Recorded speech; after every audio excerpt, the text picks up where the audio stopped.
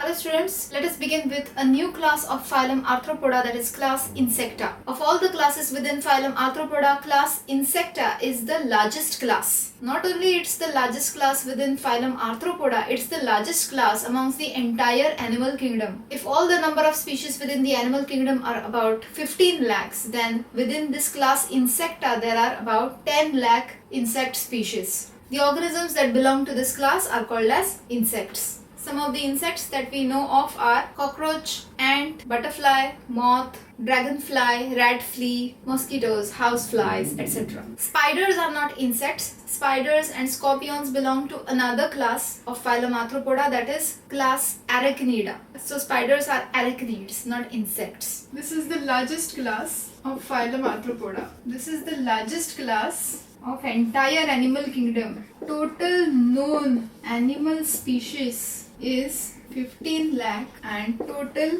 insect species is 10 lakh. Some examples: cockroach, ants, mosquito, housefly, butterfly, dragonfly, honeybee, rat flea, silverfish. Silverfish is an insect that is found in old books and old clothes. Small silvery kind of insect which is not a fish, but it's called a silverfish because of the way it moves around. Body organization. The body of a typical insect is divided into three parts: the head, thorax and abdomen. The head will have the mouth parts and it will be involved in feeding, and the different types of sense organs will be present on the head, including its eyes and the antennae. Thorax has these different appendages like legs and wings, and it is involved in locomotion, whereas the abdomen will have different systems for digestion, reproduction, etc. Feeding, sensory, this one is meant for locomotion, and the abdomen is involved in digestion plus reproduction. The thorax bears the appendages for locomotion. Let's have a look at the appendages. A typical insect is known to have 6 legs and they all arise from the thorax. So they are called as hexapods, 3 pairs of legs. And as you know, they will be jointed. So 3 pairs of legs will be present in all the insects. In some insects,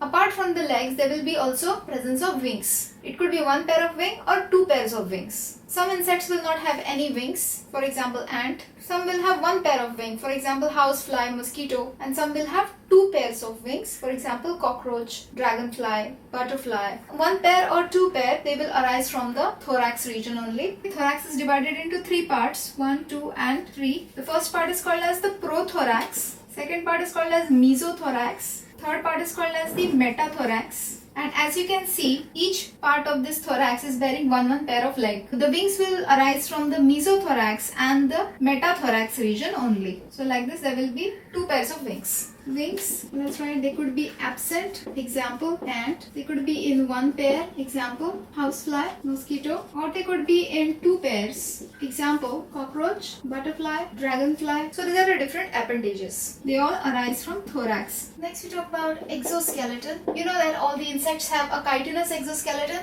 made up of chitin. They undergo molting process. That is, from the juvenile stage to the adult stage, the insect undergoes many moltings, or the process is also known as ecdysis, wherein they shed their chitinous exoskeleton and form a new one. There is growth by molting, ecdysis. Next we talk about their respiration.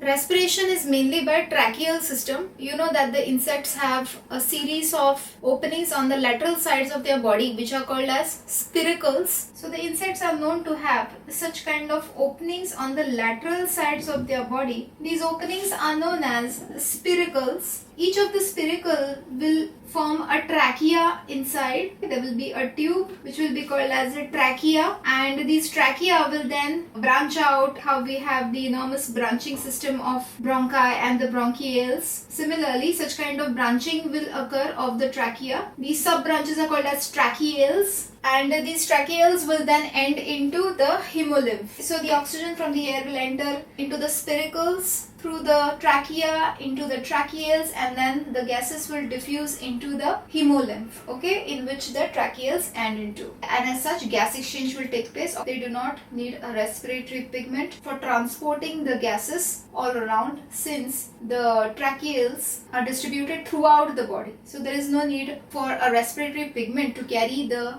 gases from one place to another. As such, their blood lacks a respiratory pigment like hemoglobin, and as such their blood is white in color. Their blood is called as hemolymph. This type of tracheary system is known as tracheal respiration. Tracheal respiration present, a respiratory pigment absent. Their blood is called hemolymph. No blood involvement in gas transport. Excretion in insects mainly occurs by Malpighian tubules. At the junction of midgut and the hindgut, there is a ring of such kind of yellow tubules, okay, all around. These are blind tubules. Each of this tubule will enter into the hemolymph.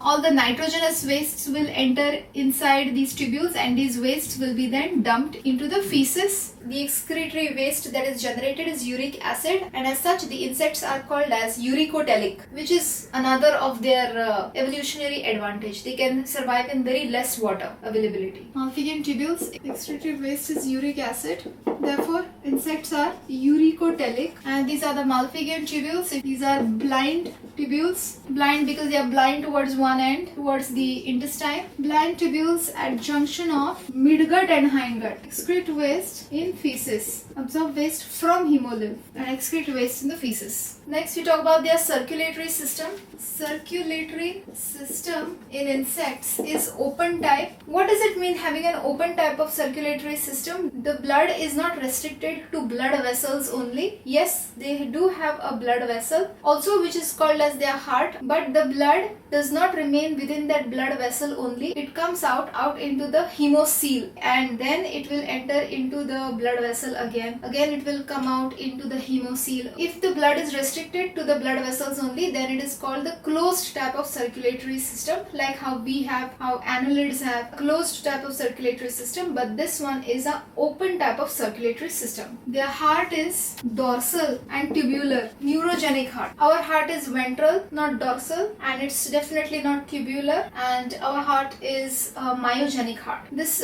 is applicable for all the invertebrates, not just insects. This is an important point of distinction. Their heart is dorsal and the nerve cord is ventral, and in us, in the vertebrates, the heart is ventral and the nerve cord is dorsal. For their nervous system, you know that they have a double ventral solid nerve cord. Our spinal cord is single, it's dorsal, and it's a hollow nerve cord. They have well developed sense organs like compound eyes, antennae. You've seen the antennae in cockroach or in butterflies and all. No, those antennae have a lot of receptors or nerve cell endings, chemoreceptors or receptors for touch, smell, taste, etc. Next, we talk about mouth parts. This is an important section. Different types of mouth parts are present in different types of insects based on their feeding habits. For example, cockroach will have biting and chewing type of mouth parts, but a butterfly will have siphoning type of mouth parts, like it has to drink the nectar through a straw-like structure. So its mouth part will be like a straw-like structure. So first one, biting and chewing type. Example, cockroach, grasshopper. Piercing and sucking. Example, mosquito. It needs to pierce and then suck. Siphoning type mouth parts in butterfly. Sponging in housefly. Chewing, lapping in honeybee. So these are different types of mouth parts. Next, we talk about the concept of metamorphosis. You know that many of the insects are known to